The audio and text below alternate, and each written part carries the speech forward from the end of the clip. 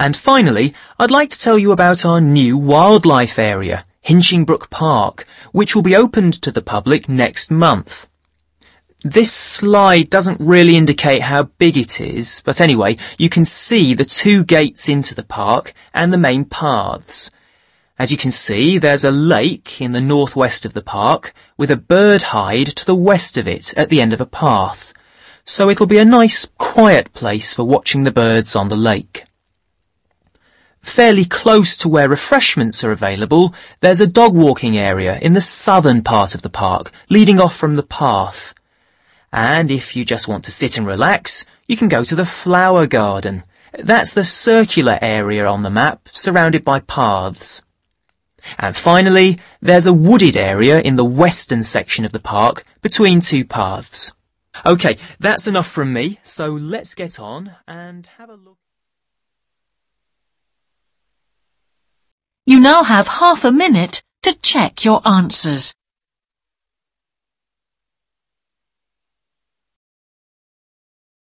Now listen and answer questions 14 to 20. While you're on the phone, we haven't managed to find a few things we need, like extra pillows for the beds and some washing powder. Is there any here? Pillows, yes.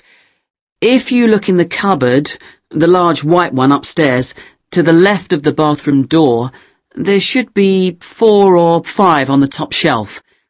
And if you want to do some washing, there's some powder for that, probably by the back door. There's a kind of shelf there above the sink. In fact, I'm sure there's some there in a large blue box. You need about half a cupful for each wash. Oh, and that reminds me. The spare key to the back door is hanging on a hook on the wall by the sitting room window.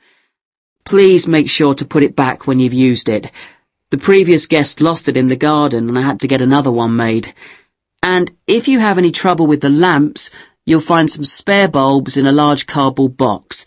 It's on top of the washing machine with all kinds of useful things in it. Oh, and another thing I forgot to mention when we last spoke. Yes? I've left you a local map, so you'll be able to find your way around easily. It shows the whole area. I put it in the top drawer of the chest under the TV in your bedroom. There's a whole file of local information in there too. Thanks. What about visiting the town? Can you give us any advice? Yes. You'll need to take the car. It's too far to walk from the flat, really. You have to pay to leave your car in all the car parks now, I'm afraid. I like the one that's by the station best, and you can walk to the town centre from there in 5 minutes. That's where all the best restaurants are. But if you want a takeaway, the Italian one does really good pasta and pizzas. Call 732281 for that one, or 766119 for the Chinese. They're both good, and they'll both deliver to the flat. As for places to visit, yes, do go and see the Railway Museum. The exhibition is small, but really good. It gets very crowded on Sundays, so I suggest you visit it on a quieter day, later in the week, but not on Thursdays, which is market day.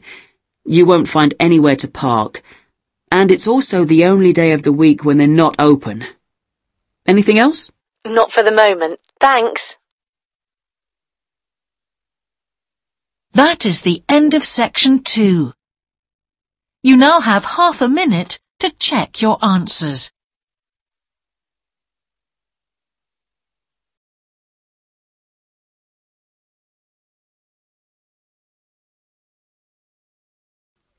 Let's start by seeing what there is to do. As you can see here on our giant wall plan, we are now situated in the reception block here. As you walk out of the main door into the park, there's a path you can follow. If you follow this route, you'll immediately come into the rare breeds section, where we keep a wide variety of animals, which I shall be telling you a little more about later.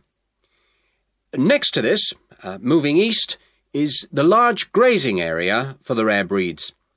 Then further east, in the largest section of our park, is the forest area. South of the grazing area, and in fact just next to the reception block, is our experimental crop area. In the middle of the park, this circular area, is our lake. These two small rectangular shapes here are the fish farms where we rear fish for sale. To the east of those is the marsh area, which attracts a great many migrant birds. In the southeastern corner, beyond the marsh, is our market garden area, growing vegetables and flowers. Now listen and answer questions 14 to 20. Now, we've also put together a map which we've sent out to all the residents in the area. And on the map we've marked the proposed changes. Firstly, we'll plant mature pine trees to provide shelter and shade just to the right of the supermarket in Days Road. In order to address the traffic problems, the pavements on the corner of Carberry and Thomas Street will be widened. This will help to reduce the speed of vehicles entering Thomas Street. We think it's very important to separate the local residential streets from the main road, so the roadway at the entrance to Thomas Street from Days Road will be painted red. This should mark it more clearly and act as a signal for traffic to slow down. One way of making sure that the pedestrians are safe is to increase signage at the intersections. A Keep Clear sign will be erected at the junction of Evelyn Street and Hill Street to enable traffic to exit at all times. Something we're planning to do to help control the flow of traffic in the area is to install traffic lights halfway down Hill Street where it crosses Days Road. Now, we haven't only thought about the cars and traffic, of course. There's also something for the children. We're going to get school children in the area to research a local story, the life of a local sports hero, perhaps. And an artist will incorporate that story into paintings on the wall of a building on the other side of Hill Street from the supermarket. And finally, we've agreed to build a new children's playground, which will be at the other end of Hill Street, close to the intersection with Carberry Street. Wonderful. Now, what's the next stage? Well, the final plan... That is the end of section 2. You now have half a minute to check your answers.